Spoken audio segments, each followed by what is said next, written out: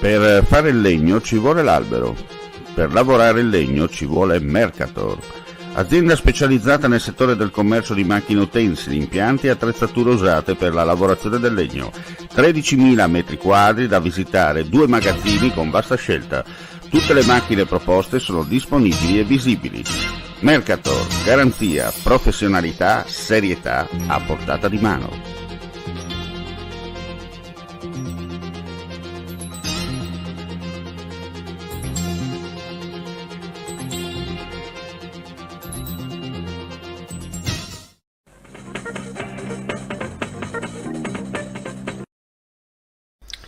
Il personale del comando dei Vigili del Fuoco di Udine, oltre ad aver inviato squadre di supporto al comando di Gorizia per l'incendio sul Carso, sta operando da 3 giorni in Varrese per un vasto incendio in una zona montuosa boscata. Nella giornata odierna sono impegnate le squadre del distaccamento di Tolmezzo e Cividale, che sono a presidio della statale Ponte Bana e di alcune abitazioni a Prato di Resia. Inoltre, assieme al personale del Corpo Forestale Regionale, dei volontari dell'antincendio boschivo della Protezione Civile, stanno bonificando alcuni focolai lungo le strade e nelle parti raggiungibili del bosco.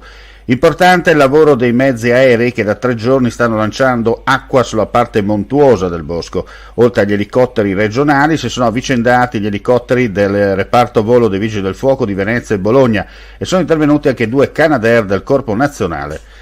Tra le 8 e le 18 di oggi i Vigili del Fuoco di Udine hanno spento altri 3 incendi di vegetazione a Carlino, San Vito di Fagagna e nel Parco del Cormor a Udine. E sono proseguite per tutta la giornata odierna anche le operazioni di bonifica dell'incendio sul Carso tra Gorizia e Trieste.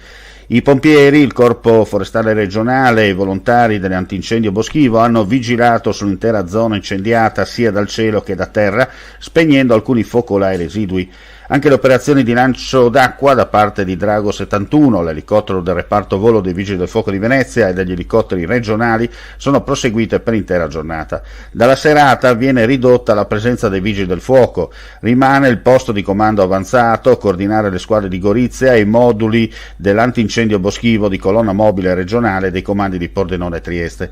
Rimane comunque alta l'attenzione per un incendio boschivo nel vicino territorio sloveno che in caso di cambio di direzione del vento potrebbe dirigersi verso il Carso goriziano.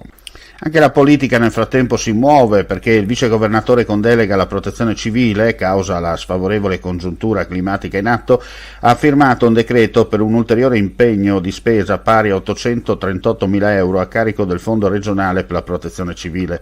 Come ha spiegato Riccardo Riccardi, le condizioni atmosferiche continueranno a essere particolarmente favorevoli all'innesco di nuovi roghi anche per i prossimi giorni, con temperature che raggiungeranno e in certi casi supereranno i 40 gradi. Questa condizione determinerà la necessità di incrementare il numero di interventi per far fronte ai focolai. Da qui l'esigenza di rafforzare la presenza dei mezzi aerei con il concorso della Provincia Autonoma di Trento con un elicottero messo a disposizione della Regione. E stando a notizie giunte in redazione, un piromane responsabile di più roghi sul Carso, sia dalla parte slovena che in territorio italiano, sarebbe stato fermato dalla polizia d'oltrefrontiera. Si fa sempre più concreta dunque l'ipotesi che dietro i roghi che hanno devastato la zona carsica possa esserci la mano umana. Comunque le indagini sono tuttora in corso.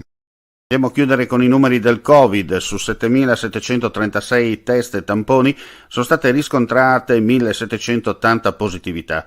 Nel dettaglio 2.499 tamponi molecolari, 382 nuovi contagi, 5.237 i test rapidi antigenici, 1.398 i casi. Le persone ricoverate in terapia intensiva sono 4, i pazienti ospedalizzati in altri reparti 284.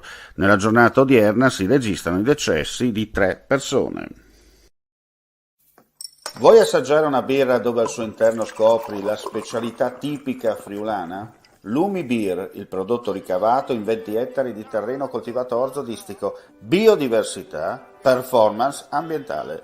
Lumi Beer nelle sue 5 versioni disponibili, 4 per consumo veloce e dissetante e la versione Magnum per intenditori. Lumi Beer si abbina a qualsiasi palato. Lumi Beer è un prodotto esclusivo Azienda Agricola Pancera, il buon seme, i buoni frutti.